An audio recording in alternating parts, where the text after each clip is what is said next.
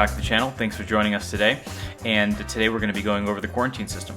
And I'm starting with just preparing some wood and making the stand here.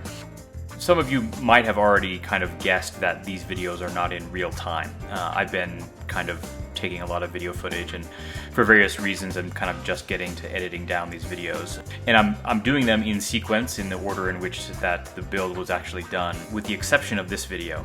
And this is talking about the quarantine system, which I actually built quite a long time ago, probably about a year ago. And is actually the first thing I built for the system, which is an indication of how important I think quarantining is. That is the first thing I built.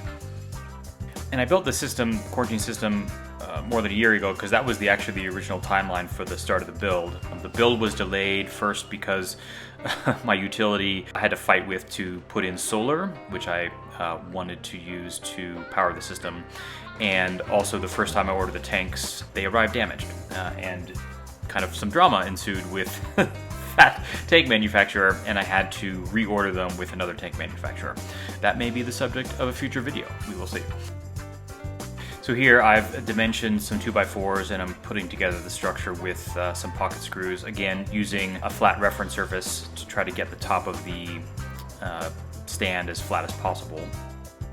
The quarantine system is actually two separate systems, one for coral and one for fish, that ideally I will never run together at the same time to prevent any type of cross-contamination.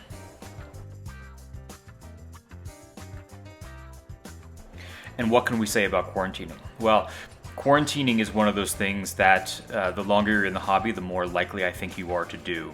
The trajectory of a lot of hobbyists is you start out in the hobby and you get lucky, and you usually don't quarantine, and then your tank is affected by some disaster. Either all your fish are wiped out, you get some coral pests that are a real pain in the butt to deal with, and that changes your perspective on whether you need to quarantine or not.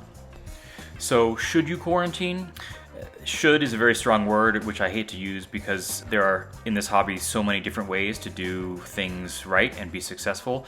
But yes, you should probably quarantine in order for long-term success and really to give these organisms the best chance of long-term survival in your tank.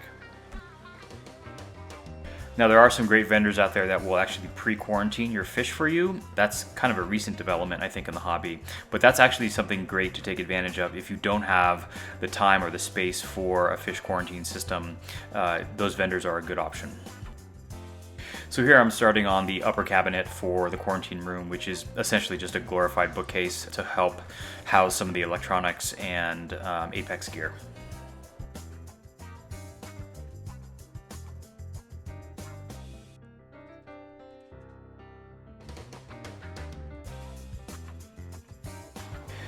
So here's the stand prepping for paint, and this is the little quarantine alcove, which is essentially a big closet, and the upper cabinet there.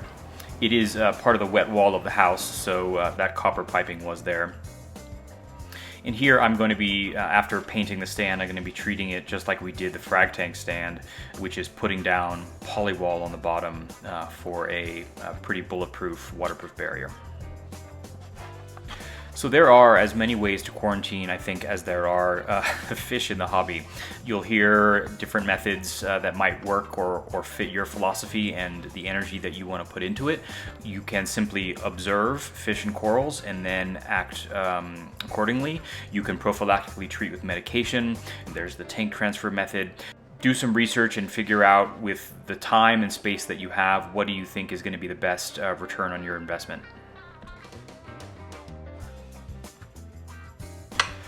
I'll also be making the sumps, which will start here, and these will be two sumps which will be identical. They'll be mirror images of each other.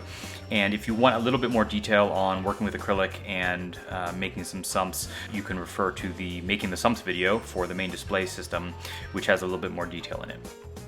So my process for quarantining fish will either be buying them pre-quarantine, which I will do for actually the tangs in this display tank, just because I want to add them all at once to deal with aggression issues.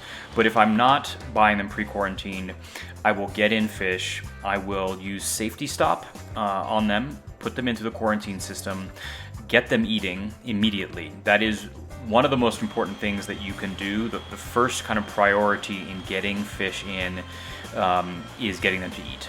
Calories in. They've been stressed. They've probably not eaten in the last couple days, and their immune system is going to be working overtime trying to handle the transition into your quarantine system or into your display tank.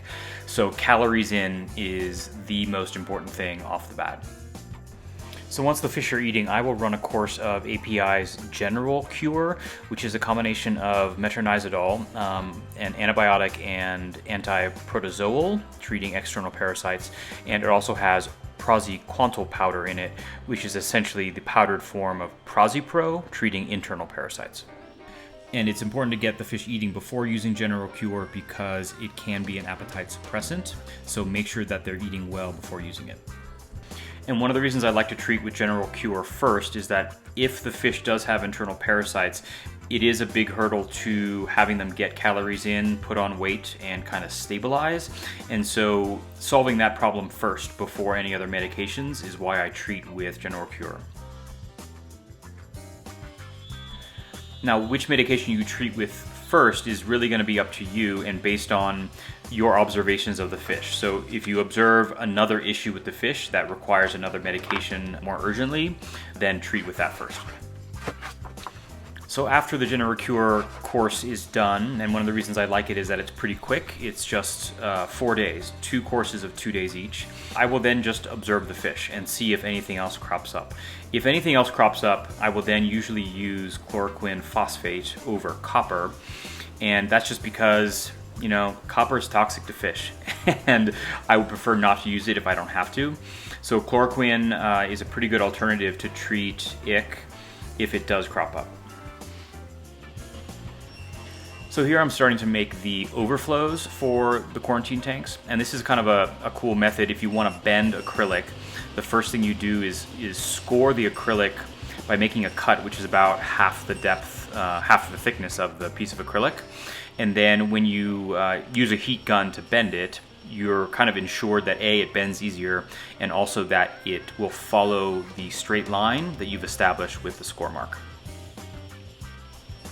So here I'm cutting the teeth for the internal boxes for the overflows, and then I'll go ahead and bend them just using the heat gun and a square.